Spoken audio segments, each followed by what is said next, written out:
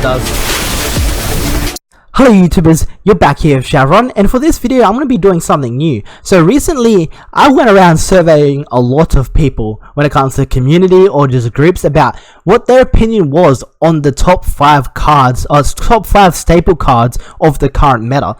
So I got a lot of different cards like just answered. There was a big variety. A lot of people did say 2 of the same card, and a lot of other cards were here and there, but it was meant to be a top 5. I ended up making it a top 10 because there was so many cards said. Let's get straight to it. For the first card, we have Artifact Lancier. So I wasn't surprised to see this card in a lot of people's top 5 lists. It is a targeted card for stopping banishing effects, but when your meta is consistent of Orcus, which is like 50% of anywhere you go is going to be Orcus, and the whole deck just resolves around banishing. Having this card in your side as a staple card is always going to be big. You run into Orcus, they go to their draw phase, you activate this card, you most likely stop their whole turn, giving you a free turn to be able to make some plays and be able to push, like just beat them up, like try to end them before they can even do anything. So yeah, very strong card to be said. It does work against other decks. It works against Thunder Dragons as well. You can stop their banishing effect to be able to save themselves from being destroyed by a card effect or battle. Also good there. Another good thing you can think about is, say if your opponent's running like Extravagance or Pot of Desires, they will not be able to activate it because they can't beat the banish requirement to use this card. But again, this card is very heavily towards your Orcus players out there. But just a very strong side tech card. You pretty much always see this card when you play for an Orcus player. I'm assuming they always see this card come in when they're playing Orcus because it's pretty much the best card to use against them. So yeah, this is the number 10th spot because I'm pretty sure it wasn't the most said card, because it is a staple in a way that targets one deck, but it doesn't really do much for the rest of the meta that you see. But that one card does hit pretty much 50% of the meta because there's that many Orcus players out there. So yeah, enough of this one. Let's get to your number 9 spot. We have Twin Twisters. I was not surprised to see this card as well. Very strong sided card, as well as being able to mainboard as well. Really hits a lot of your back row decks. You have like Subterra, you've got True Draco. You also have like being able to open this card against Pendulum players as well, locking them out of their being able to Pendulum summon is also good. There's a lot of good things you can do with this card. Salamangreats can hit them as well. And another good thing about this card is discard, destroy 2 spells and traps. Very good against like decks that rely off that can work with their graveyard as well. So you have like your Salamangreats that can easily run this card because they're really good with working with the graveyard. You have Orcus that can also run this card. I find this card is a lot better in the side deck because when you mainboard it, it is a very it's not the best card against a lot of your meta matchups. Say again, against like Salamangreats, you do bait out Raw, but you're going -1. Like you're negging a card to bait out that Raw because they're just going to negate it in response. You still get you get your discard, but at least they don't have Raw anymore. Against Orcus, they have Dingrisu to turn off destruction effects, so you're only getting a discard of Twin Twisters if you can't deal with that Dingrisu. But again, they have Crescendo, so that makes it hard. You wouldn't use that against Orcus. But yeah, a lot of your back row hits decks that hit. You have Altergeist, you have True Draco, you got Subterra. It just keeps going. A lot of your Rogue, Floodgate, anti-meta matches works really well against them. Sky Strikers, should have said Sky Strikers first. This card's amazing against Sky Strikers. You can really turn them off their turn before doing anything to be able to push their board over, make them lose their interruption play. It really hurts them, and they relying off Ray to be able to survive the turn. So yeah, on number 9 spot, again, due to the fact there's a lot of your combo decks, they set up a lot of monster boards, and you do have a lot of destruction stopping effects in the meta currently. But again, still a very strong card. It deserves its number 9 spot. And yeah, I will get to the next one, which is Called by the Grave.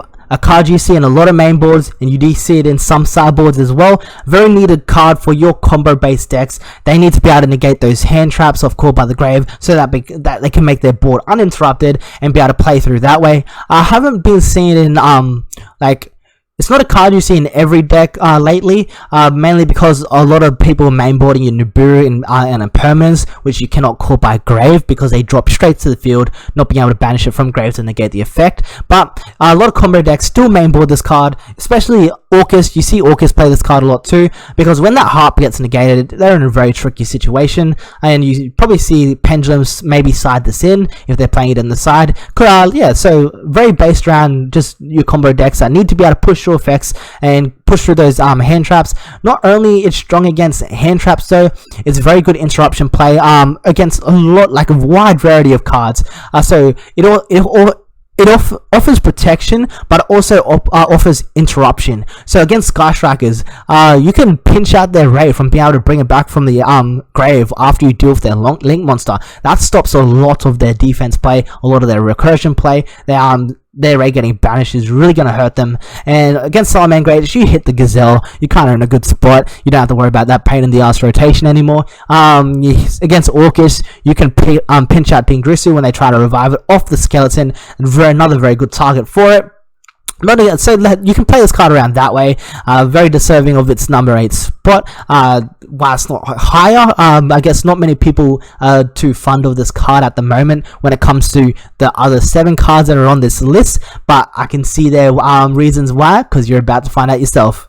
Because in your number 7 spot, you have Evenly Matched. Just the amount of times I've seen people and myself drop this card in front of someone and they just can't do anything. Their look is, I want to pick up my cards and just go to the next round because this is bullshit. And that has happened so many times now. At the end of the battle phase, you can activate this card. If your opponent controls more cards than you do, you can make your opponent banish all cards from their field face down until they control the same amount of cards as you. If you control no cards, you can activate this card from your hand. So going second, you just go into battle phase, end battle phase, activate it, just get rid of their cards, and win if they can't negate it. That's the way I see this card now. You just win if they can't stop it. Very devastating card for a lot of decks. It banishes face down, so Orcust cannot recur key targets that you may end up hitting with Evenly Matched. Very hard to respond to, so say if Orcust opens their bomber play, even if they try to respond to it, they've got to banish all their cards. Pretty much, they just got to keep their babble so they can have some sort of interruption play off the Dingrisu, and say, against Sky Strikers, this card is just big. You drop this on Sky Strikers, they lose so much. Not many Sky Striker players play Warning, not Warning, Judgment, so they have very little chance of stopping this card. If this card comes down on them, it's pretty much game over for Strikers. You make so much card advantage that they can't come back from it. And again, against like Pendulums and Salads, it is a lot hard to use. You've got to bait out their negation to be able to play it. Same with Orcust. If they choose not to play the bomber open, they go into just a safe open and they open Crescendo. So with your Orcust players and your Salamangreat players, you've got to bait out their traps first, so that you can resolve Evenly Matched without being negated. It's not too hard to do. You pull it off, you're pretty good spot. And against a lot of your back row decks, this hurts them. True Dracos, it hurts them. If they don't see Judgment in time for this card, you're pretty much ending them on there. So yeah, very deserving for its 7th spot. Very annoying card. A lot of people hate this card. I know from my locals, every time this card you hear it from across the room when this card gets dropped down. It is an amazing card. And I personally love this card. I personally would have put it higher up in the list, but this is a survey that I did, and I take in consideration of every other player, and for them, I can see why that this card may have not helped them a lot. It is a possible brick if your hand bricks, so not being able to bait out Crescendos or the Raw can be pretty bad for you. But yeah, very good card, and use it yourself. Annoy them, people. Is it a very annoying card? And let's get to the next one, which is Pot of Desires. This card, I can see why it was on a lot of people's lists. I did say top 5 staple cards. This card essentially is you play it, you draw 2. Banish the top 10 cards of your deck face down to draw 2 cards. Just drawing 2 cards. It's always good to do. Well, it fits in a lot of decks. It can harm some decks in a way if you banish like all the copies of your cards that you need to see to make your engine work. But for a lot of decks, they can play around that because they can pull all the copies of their main engine out of their deck before playing Pot of Desires. I don't see like I've seen a lot of there's a lot of arguments with running Pot of Desires in strikers. A lot of your ghost second players will say run this card, which is fair because they can't use say Card of Demise because it's not really helpful in a ghost second style. But a lot of people are also against running Pot of Desires due to the fact if you ban any of your, like, if you ban too many of your Sky Striker targets for engage, you're in a very rough spot. Willwanker is at 1, so it's a rough card for them to run. But against like Salamangreats, Greats, they can rip the Gazelle out of their like deck and get their Raw out of their deck from the Gazelle before playing Desires. So you end up being in a very safe spot to play it in Salamangreats Greats because of that reason. And just a lot of your Rogue, a lot of your anti-meta decks, just a lot of them can play Pot of Desires due to the fact they have 3 copies of everything, and usually you can take the gamble of you're not going to banish your 3 copies, and hopefully you're in a very good spot after drawing your next 2 cards because they're most likely going to be very helpful for you. And then your OTK style decks really do benefit with Pot of Desires as well when you're trying to push for the win. And yeah, it's a very good card, very strong staple, very deserving to be on this list as well. I can see why many people like this card. I myself have used this card many times until I got into the Salamangreat Sky Striker bandwagon. I just use Engage for the draw. So yeah, I'm a bit of a cancerous player that way. But let's definitely get to the next card, which is Super Polymerization. Massive card here, very anti-meta, hits a lot of decks. I don't know what else to say about this card. It's just you play it, discard, get rid of 2 things on your opponent's board. Hits your Orcus players, hits Salamangreats, hits Thunder Dragons, hits Pendulums. It can just keep going. Pendulums, main reason because if they bring Vortex Dragon out, that's the fusion like the requirement for the Predator Plant, a fusion monster that you usually use for this card. It's because it requires 1 fusion monster and 1 dark. Usually Pendulum normal open has that to be able to has a Vortex and a Dark monster on the field to be able to use Polymerization that way. But yeah, hits a lot of your top decks. Doesn't really hit Sky Strikers for reasons they only sit on 1 monster and you can usually never match it. But overall, this card hits a lot of the meta. I can definitely see why this was on many people's lists. This card has saved many people from losing games and made many people win games. Overall, insane card. Cannot be did I mention it cannot be responded to? I'm pretty sure a lot of you already know that. That is the big part of this card. You don't care. Crescendo, I don't care. Raw, I don't care. Just keep going. Pendulum boards, nice negates, still I don't care. You just don't care about anything. You just delete their board. It's a very good, very powerful card. It definitely deserved of the 5th spot. Definitely would be on a lot of people's top 5s when you ask what are the best staples in the game. It's just very dominating card right now. When the meta is so big around dark monsters, then so big again, like there's so many targets. You Cyburst, you have your Chimera to hit Cyburst monsters. You have the Starving Venom Fusion monster to hit your double dark targets. It just keeps going. This card's just amazing and has helped me myself in a lot of games, and I'm sure it's helped a lot of people win games as well. And yeah, let's get to the next, which is no other than Fantastical Dragon Phantasme. This card is actually just disgustingly strong. It's just always a +1 when you use it. It can fix your hand.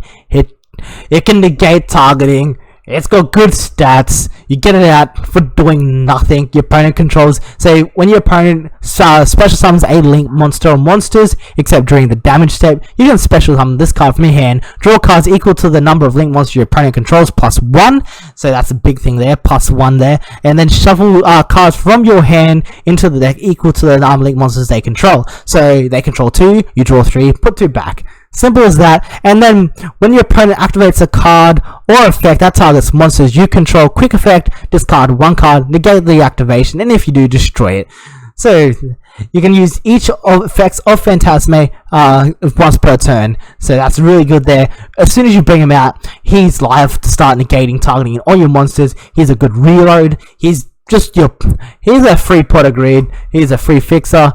He's a lot of things. I don't know what else to say about this card. He's amazing. Explains his price tag to get this card as well. He's a very costly card for that reason.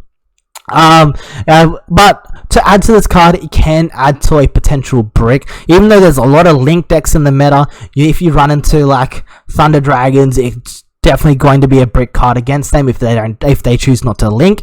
And it can be a brick card against like a lot of your rogue matchups too, like Subterra. They're not going to link. You're not doing anything. True Draco, again, they don't go into link monsters, so there's nothing for you to hit. But a lot of your meta matchup, this card's going to be live, and it's going to most likely win you games, because if you brick, it's going to make you unbrick. Hopefully it makes you unbrick, and then it can just keep the game going for you and keep you going strong, and that is definitely why this card is up here on the list. But also up here in the list, you have Cosmic Cyclone taking 3rd place. So I was actually surprised to see many people having Cosmic Cyclone as their top 5 best generic cards. I personally would put this card in my top 5 list if I had surveyed myself into it, but I didn't, because Cosmic Cyclone is in every deck I play. Every deck. It's an amazing card. It's pay 1,000, then target 1 spell and trap on the field and banish it. The good things about... I always say I prefer this card over Call by Grave because of the reason Call by Grave can save you up to a certain point, but when your meta consists of Nibiru or Impermanence, and then you have like say Evenly Matched that gets swung around a lot, Phantasme, Super Poly, Call by Grave can't hit that stuff. It ends up being relied on interruption, which doesn't really help you if you're going first play, but can help you going some, like when your opponent tries to make board, you can interrupt their like any grave effects they try to do that way. But for Cosmic Cyclone, back to this card, sorry about that, you can bait out a lot of things. Your opponent sets up Crescendo, just bait the Crescendo, that negation's gone, you don't have to worry about it anymore. Same Salamander Greats, you hit their rule, their force is activated, you don't have to worry about that card anymore as well. It's a lot of things. Orcus, Dingrusu can save Crescendo from destruction effects, but cannot save from being banished. Also, is very good when going first. When your opponent tries to like set up any type of like negation to pass onto your turn, you can get rid of it at the end of their step, leaving it banished for good. And then also with this card, when you can also hit like continuous spells or field spells. Remember that with continuous effect rulings, if they're removed during chain, their effect doesn't actually resolve, it does nothing. So not only is good going second, it also can do some work going first as well, and I've used this card many times now. It's saved me out of a lot of situations where if they've negated my combo, it could have went really bad for me. So this is well, I personally think this card is definitely deserving for its number 3 spot. It definitely should be there. Should it be ranked higher? Not really, because the next 2 cards, I can see why people voted so many times for them. Yeah, people are going to look at these next 2 cards and be like, I understand why, and you're about to see why yourself. Because taking a number 2 spot is Infinite Impermanence. Probably one of your best hand traps in the game right now. Tied for first, I guess. I say, before I continue, first and second place for this list was always like 1 vote apart, each like overtaking each other as I kept surveying people. Infinite Impermanence, at the end of the surveys I did a lot of people. It was over 100 people I surveyed. This was always one-on-one with the first place card, but let's continue with Infinite Impermanence. I will say this is tied for first place because like there's no other way to say it. But back to the card. If you control no cards, you can activate this card from your hand. So Insane going second. Target 1 face-up monster your opponent controls, negate its effects. Because it comes to the field on activation, it cannot be called by Grave. It dodges a lot of things. You get the negate through before your opponent can even respond to it, so it helps you big there. This card can come through and save you from a lot of games, interrupt your opponent to the point where like maybe if they brick, you interrupt them once, that's enough. They can't do anything after that. But Impermanence is a really great card. If you have access to this card, put in a lot of decks possible that can run a interruption card like this, because it's very strong in the meta right now. It's very great. I don't know what else to say about this card. It's just a trap card that can be activated from your hand that just negates the face-up monster. It's just really good. It's really insane. But coming to the first place card, the big thing I can say about this first place card is there's a big price difference, because again, Infinite Impermanence has a good price tag as well. Next card doesn't, and the next card hits a lot more cards than this card can hit, and you're about to see it. it's Ash Blossom and Julius Spring. Hopefully I don't get too much hate for this card. It was voted by the majority as the number one card. Again, tied number one with Infinite Impermanence. The reason why this card is really up there still is because it's just a blanket. Discard this card to negate. Add a card from deck to hand, special from deck, or send a card from deck to grave. Pretty much every deck in the meta does one of these. This is why this card was so high up in this list. Pretty much a lot of decks you look at will have a Ash Blossom in their main deck because it just hits that many damn decks. Like against Orcus, hit the harp. There's not much they can do if they don't have any extension play afterwards because you stop them from getting Skeleton out of their deck. They don't have access to revive Degussa from grave because they don't have Skeleton. They didn't get to get Skeleton out of the deck. It also hits Summon Grace. You can really stuff them on the mining so they can't get key cards. You can stuff them by like not being able to get just adds off anything if they don't get like they can protect their draw 2 off the Flame Buffalo, but any other spell you can hit perfectly fine. You can even let them go as far as going into Mystalio and just negate the special from the deck. It most likely will be a Gazelle if they haven't gotten out yet. But if you negate the you either pretty much negate the mining or Gazelle or the Mystalio. And against Sky Strikers, negate the engage. Stop the engage. Just stop it. And yeah, like it's so good. Like when a lot of your main cards in the deck right now has a like even stable cards have the source of like just draw 2. Like you have Desires, you have Extravagance, which wasn't on the list because it like Extravagance is very targeted for certain decks, which is fair. But yeah, Ash it just hits so many decks right now. I reckon it's very deserving of the number one spot. I personally don't use this card too much because I believe in running just blowout cards in general that can just destroy my opponent's board when it comes to my turn. But I can see why many people voted this card. It's a very safe card to run. It's not always the worst on the draw because coming back to your opponent's turn, you most likely have something you can negate. But yeah, very deserving again for the number one spot. I've used this card many times previously before I changed my tactic, and a lot of people at my locals, a lot of people at like YCS, they still mainboard this card at 3. It's just insane still. I can actually see this card getting hit in the generator list following like the OCG. This Ash is out too. I guess they decided it was too oppressive to run, so they had to hit it, but I think Ash has been out longer for them as well, so that could be the other reason why it's been hit before us.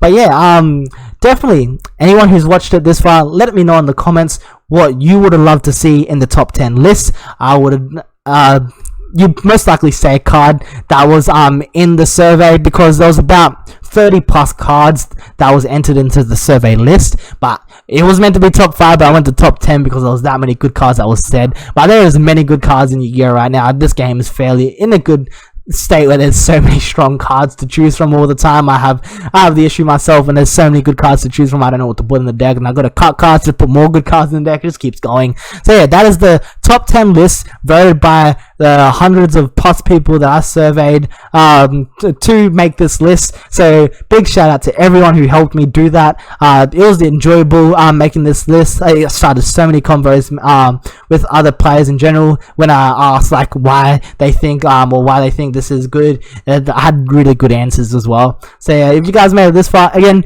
please subscribe and leave a like. It helped me out greatly, and again, you guys will be seeing me next time. See you guys. Does